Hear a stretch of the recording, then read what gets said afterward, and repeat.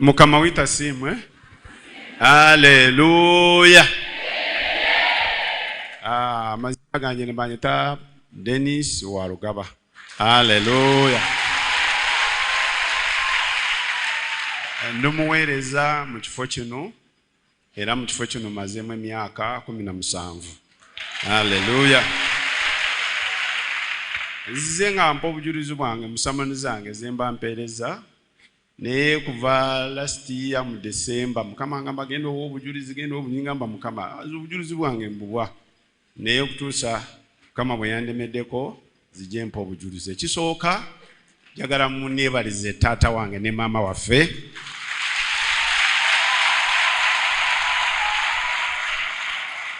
Pastor Tom Mugerwa ne Justin Mugerwa. Haleluya. Abamu mwetulaba wano tuibawo omukisa naye tumumanyi gye tuvudde.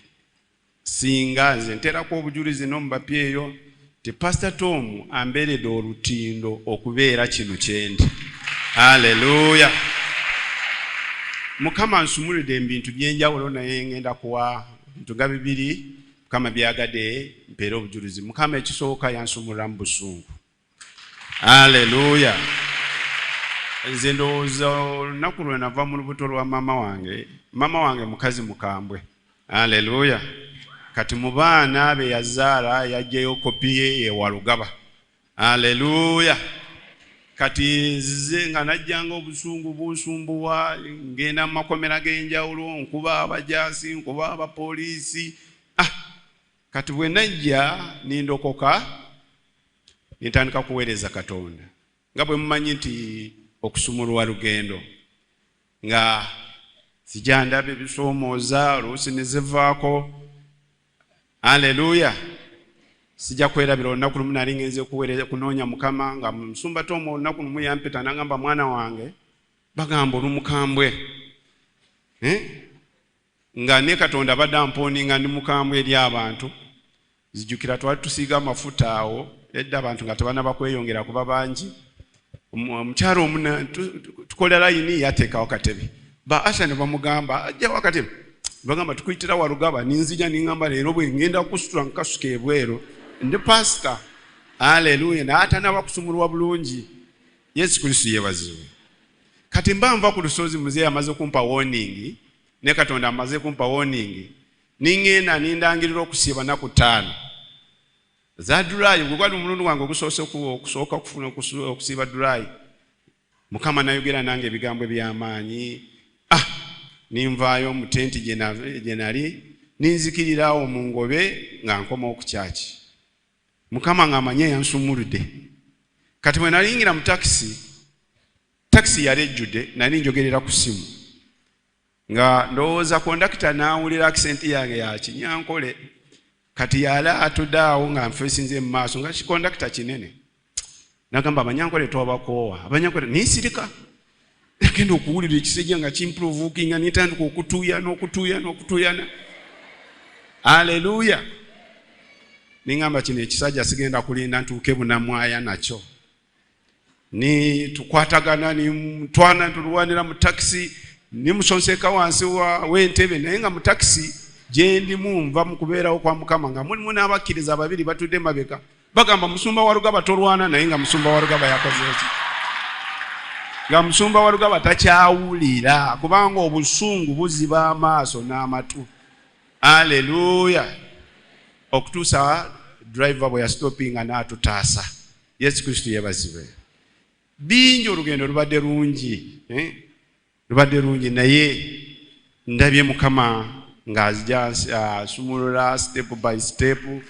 Era nze njagala kwebaza Pastor Tom nze ntera kumuweerako ekyokulabirako ze ebibala byemumanyiiko.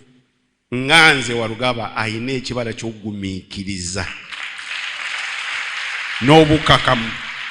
Era ennaku zino mugamba ge mafuta genjagala ntambuliremu agege obukakamu n'okugumiikiriza. So olunaku lumu Pastor Tom yarangirira tugende ku lusozi ng'abaweereza okusiiba.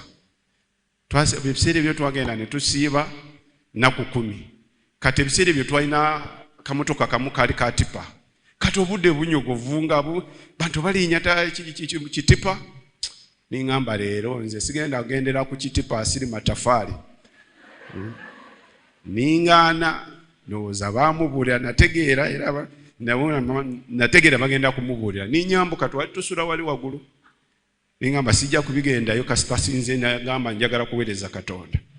Ningena bano bagenda ku lusozi n'omukyala nagenda ku lusozi.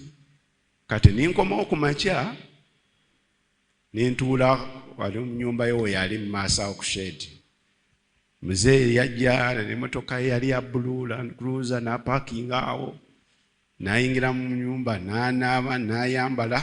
Tudde wali abalala bonna bali ku lusozi. Kati bwe yamala kutuuka mu mmotoka yalinamu omusomi wa Bayibuli. Nangamba bwana wa Lugaba osobola okuzija n'omperekerako. Yali agenda kuweereza munankyawo wa Musumba Kiwewe sindowooza ayinza okuba takyajjukira. Nintuula mu maaso ninsowola ninkwata na wano. Nindowooza oba agenda kunfa yalinga yasirika tewali anyiga munne tugenda nandoozi yali akajja. Musumba n'ambuuza wasiibye? Ningamba saasiibye. N'apakinga ku nandoozi kubanga twali tulindiddeko ne Musumba Ivan agenda kumuvunula. N'agula amawulire nangamba saba kyoyagala. Nange ninsaba pizza yange. Ninjirya, amala kugirya nagamba omaze? Ng'amanyi ateekateeka kungobera ddala. Netugenda munankyawa ne tuvaayo ne tutuuka wano n'apakinga nagamba mwana wa Lugaba olagawa? Ningamba nzirayo waka. Kati njagala kuwa ekifaananyi nti Katonda alina olugendo lwatuyisizaamu. Naye singa dade ne mami tebaabala bibala ebimu ffe tumwali tutulabyeko.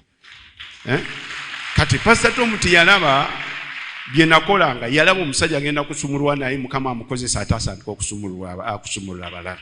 So dade nkwebaza olwo kutubalira ebibala. Ekibala ekyogumi ekyobuwombeefu ekyo kyeneesibyeko nkyagala era kati kyenjagala onsabire naye njagala kwebaza. Njagala kumwebaza.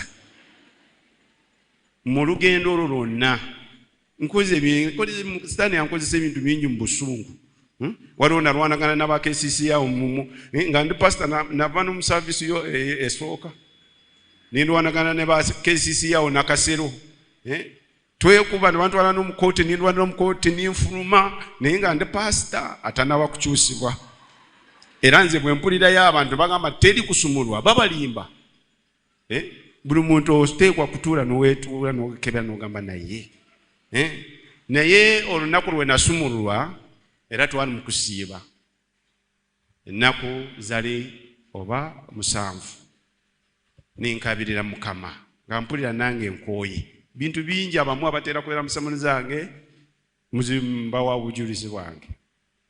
Naye bwe mala kukomawo awaka nindoota ekirooto nga ndaba ndi mu keegi nga mulimu empologoma eyina emyaka nga gye ndina nga tubadde wamu tutambula wamu. Naye ng'empologoma eyo buli lwe mba nengezaako okugirwanyisa empangula.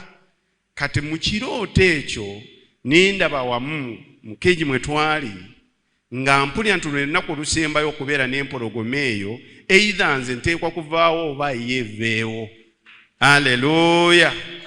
Kati olw'okuba nali ndwanagana naye nga buli lwe ndwanagana naye empangula muli nindowooza kati gwe mpita malayika nagenda okulaba nga azze agira Pastor Bishop Kiganda nga ayina embazi. Nankasukira embazi nagamba empologoma eyo ekuwangudde ebbanga ddene kyekiseera ogiwangule. Empologoma bwe yalaba embazi naye neesitula amaanyi. Ninkwata embazi nga siina gye nzigenda. Ninyambala amaanyi n'obuvumu ningitematemamu ebitundu 2 nimpulira eddoboozi erigamba nti owangudde empologoma y'obusungu. Haleluya. Nsanze binsoomooza mu lugendo lwonna nenjagala kwebaza Katonda okuva olunaku olwo bingi ebyali bimpangula ntandise kubiwangula. Haleluya. Yesu Kristo yebazibwe. Nzijukira twali nalina muzeeyi twali Lwengo, abasumba baali bazze bavude Masaka. Omusumba basanga nga nze mpereza ne bagaana kubeera mu kibiina kubanga bali baagala kuwuliriza muzeeyi. Kati nalimba mbasomesa nti osobola okuba omuweereza ng'oli musibe, nemba wa testimony yange. Musajja yanaaba atudde emmotoka n'avaamu n'agamba musumba, nze nsoose kunyooma gamba njagala Pastor Tom naye ntegedde gugwe mbadde neetaaga. N'agamba nze ndi pastor, tambula n'enkoni yange nga nkuba abantu mu kkubo. Haleluya. Kati njagala kugamba nti okusumulwa gw'osalawo n'otegeera n'olemerako Mukama n'akusumulwa. Ekirala dadi njagala kwebaza mu kibiina ky'abantu abangi otuwadde opportunity y'okuweereza. Abasumba balala tebawa naye muzeeyi atuwadde, tatusomeseza busomesa naye atufudde abaweereza ab'enkya. Nze ntambudde ne muzeeyi bbanga ddene, ntambudde mu nkungaana, oluusi mukolera enkungaana ebweru okujjako Munoosi, ntambuddeko n'ebweru namukolako n'okungaana e Botswana tugenda ntuweereza. Muzeeyi ayagala abaweereza basobole okusumululwa ate nabo babeere ekifaananyi ekirungi basobola okusumulula abantu. Muzeeyi nkwebaza olw'okutuwa opportunity kuweereza n'obukakamu. Olulala twagenda kuweereza Yibanda eyo Bwizibwera, nze nantegese olukungaana. Kati bwe twatuuka batusuza mu kayumba k'obudongo ettaka. Kati nga bakafuuyefuuyemu eddagala ebiku biganye kukola ki? Kuvaamu. Twasula ebiku ne biyiika buli wamu wonna. N'abaana bonna ne bavamu ne basula mmotoka. Niŋŋamba ku makya ngenda gamba muzeeyi tetugenda kuddamu kusula. Either tugende Embalala tubeere nga tukomawo tuwale agenda kusula mu biku bino. Nemukeera nemubuuza neŋŋamba muzeeyi naye wano tuveewo tugende tusule Embalala tube nga tukomawo ebiku bingi takayana. Nindaba nga akitutte. Bwe twamala kulya lanchi nampita n'agamba bwana Walugaba wano bamanyi tugenda kusulawo ennaku 4 naye kati twasuzewo olunaku lumu ate tugende eri nga tukomewo. N'agamba Yesu waffe gwe tuleese ate tuba tumutadde mu ettaka. Nintunula omusajja simutegeera. Nindowooza ye mbulire gye yali ebikutu byamusanzeeyo. Ngenda okukira ku makya okumubuuza nsanga abikunkumula. Kati obwo njagala kwebaza Mukama olwa muzeeyi waffe atuwaledde, nze ye mmodo wange atuwadde ekyokulabirako ekirungi mu kuweereza Katonda nti obukakamu n'obuwombeefu. Era nze mbyesibyeko ennaku zonna bwemusinga namugamba gye njagala. Obukakamu n'obuwombeefu amazima tabisomesa busomesi abibadde. Era nze mwebaza olw'okubeera ekyokulabirako ekirungi.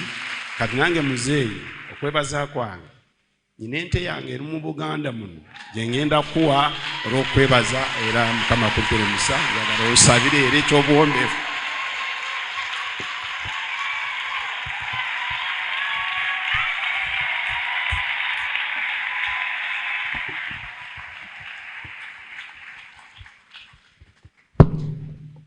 Mukama kitanga tagawo Yesu Kristo mwana wa Katonda nkwebaza kubanga olabirira ekigambo kyo kituukiriza bamugambye awo obujulizi.